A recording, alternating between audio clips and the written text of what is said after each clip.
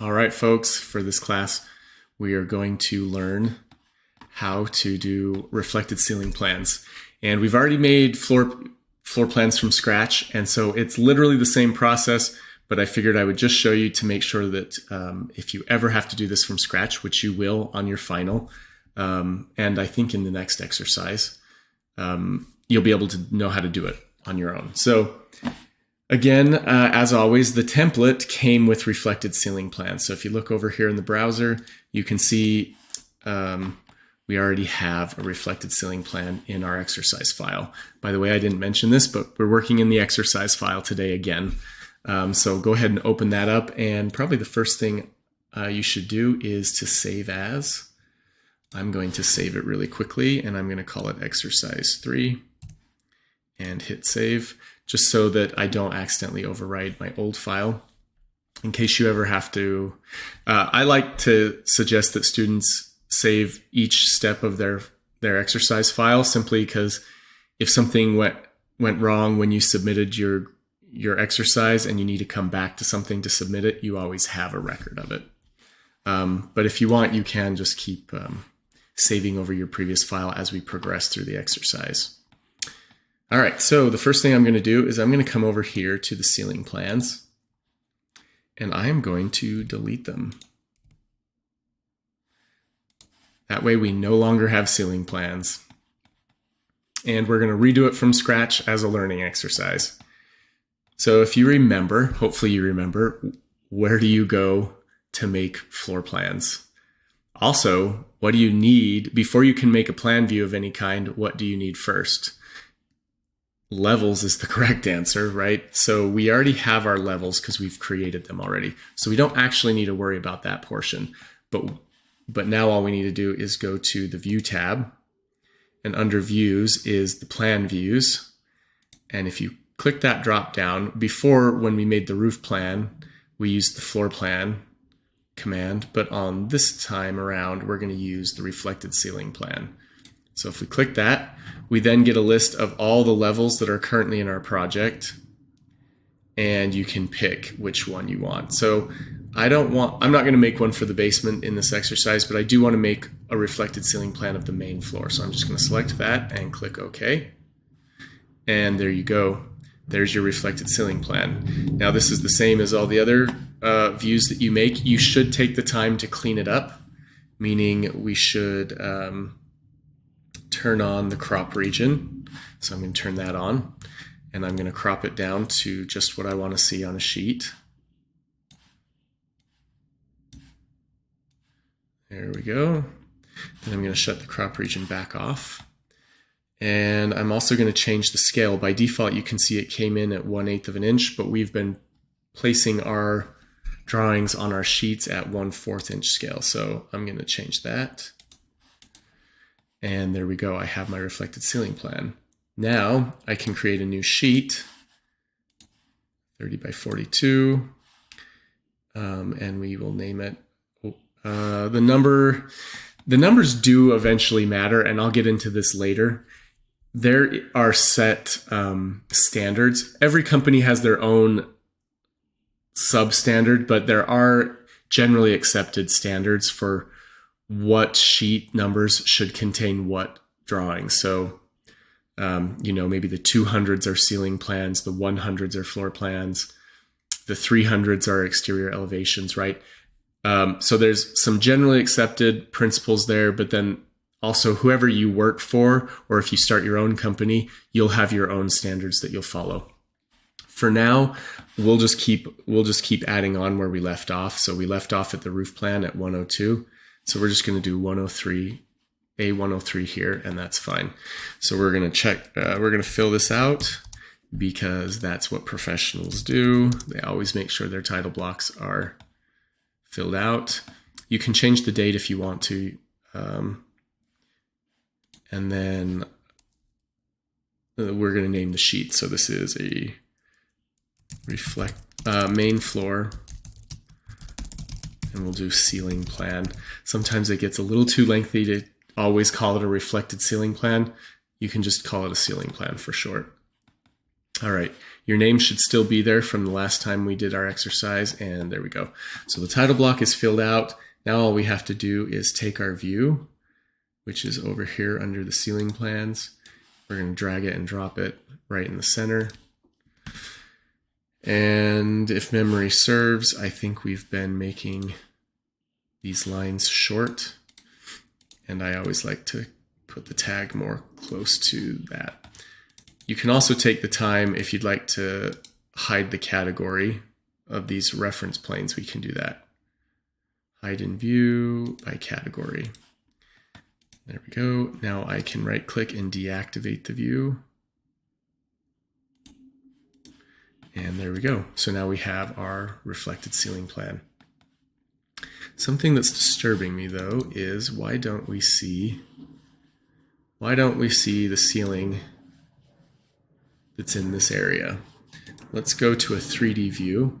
So if you remember, you can always get to your 3D view by going up here to the little house icon and clicking that. That'll take you to your 3D view, or you can find it over here in your browser.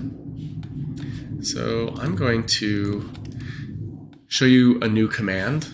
If you click on an object, you can right click, and if you remember the hide in view, you can hide an element.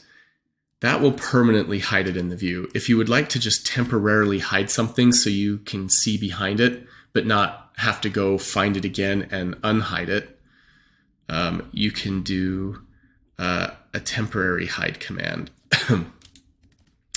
So let me, just to illustrate this, let's look at this two ways. I'm going to show you the way you probably already know how to do it, which is to right click and hide in view, and we're just going to hide the one element.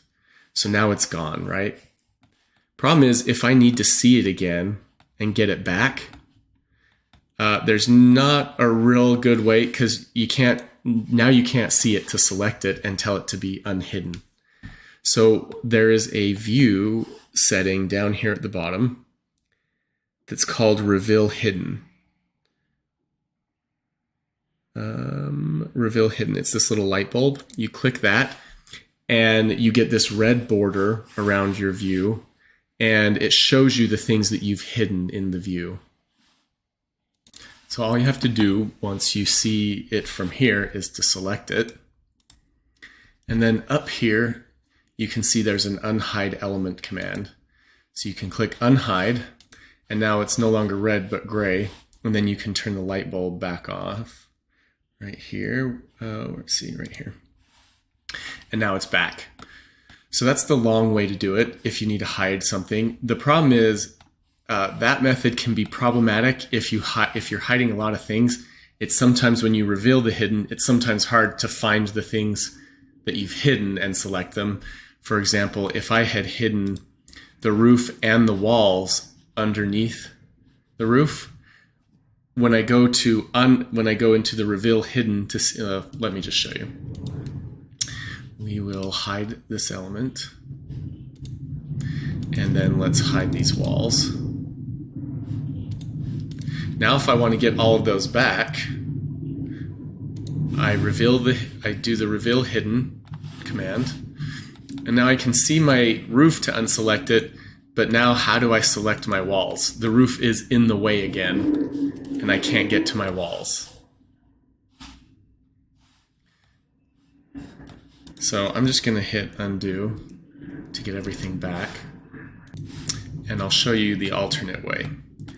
So the other way you can do it is there's these little glasses down here that's called temporary hide or isolate, and you can use these commands. So if we highlight the roof now, and I go down to these little glasses, I can temporarily hide the element, or I can temporarily hide the category. In this case, we're just going to temporarily hide the element. And you see how your screen goes blue, light blue? It means it's hidden. There's something hidden here that's not showing, but it's just temporary. So now we could hide the walls the same way. We can click both those walls. We can go down here and we can hide elements, and those will be hidden. So now, to get them back, all you have to do is come back down here and you just say reset temporary hide isolate, and it brings everything back. So that's my preferred method. If you only need to hide something temporarily in your view so that you can see something, that's how I like to do it. The other thing you can do is isolate something if you want to see it by itself. Or just see a couple things. Like maybe I just want to see these 3 walls with the floor, and that's all I want to see. I want to hide everything else. So you select what you want to see. You go down to the little glasses and you say isolate elements. So you click that, and now it hides everything except for what you had selected. And then again, to get everything back, you can just reset that. And it works in the 3D views, it works in the floor plan views, it works in almost all views. You can do the same process. So that's a very important trick that you should learn, and you'll want to use it a lot, especially the more that you're modeling. All right, so the whole point of doing that was to simply show you. Let's temporarily hide the, oops, I isolated it rather than hide it. Hide element. I was trying to figure out why this ceiling isn't showing in my ceiling plan. So let's try to figure out what's different about this ceiling than the others. It seems to be lower. So let's look back at our plan, our ceiling plan.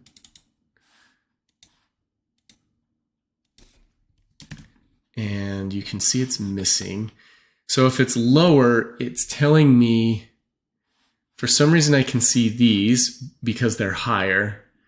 That ceiling's lower, so I'm not seeing it. So that tells me there's something wrong with the way this view is cutting up the model. So I would go back to, this is an indication that the view range might need to be adjusted.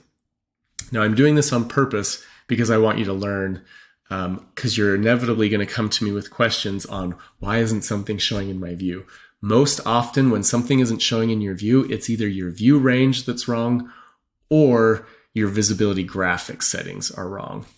But in this case, it's probably not a visibility graphics issue, because if one ceiling wasn't showing, then all of the ceilings wouldn't be showing, right? Because you would have turned it off in the visibility graphics box. If you remember the visibility graphics from our previous exercise, let me, just as a reminder, you can come over here and it says visibility graphics. Do you remember this dialog box? This is where we could shut off all of the ceilings if we wanted to. Okay, but it's not that, because I can see that the ceilings are on. So I'm guessing something about our view range is off. And again, you can use this to help you, but I'm going to guess our cutting plane is off. So I'm going to move it down a little bit. I'm going to move it to 7 feet even. And there you go. Now you can see the ceiling, but maybe we don't want the doors in our ceiling plan. So let's keep our ceiling, our main floor ceiling plan open, and let's edit the view range just a little bit higher than the door. How about 7'4"? Oh, but we lose our ceiling. So maybe 7 feet is what we want. And maybe it's okay to have the doors. Or if you don't want the doors, we can always right click on them and hide in view, and we can hide the whole category, and we can shut those off if we wanted. And it really depends on whoever you're working for. They'll have their own standards on what should show in a reflected ceiling plan and what shouldn't. But for our purposes, just know that it's possible to change these things around. And it's good for you to know how to troubleshoot a little bit the issues. All right, so that's how you create a reflected ceiling plan. That's how you put it on a sheet. And if you have any questions, please let me know.